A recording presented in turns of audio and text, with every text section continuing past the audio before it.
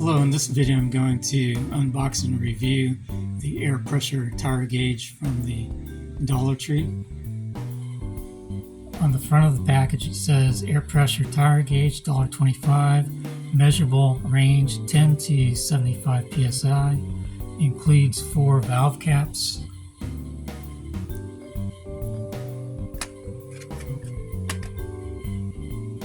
On the back of the package it has instructions. This is what it looks like. You can clip it to your shirt pocket if you want, and on the back it has an air release nub if you want to release air from the tire. I just filled this up and my air pump says it's around 32 or 33. So I'll remove this.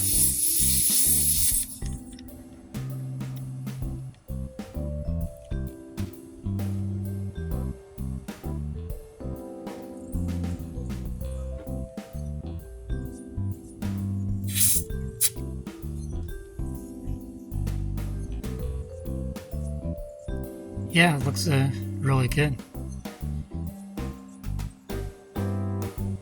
Now I'll put this new cap on here.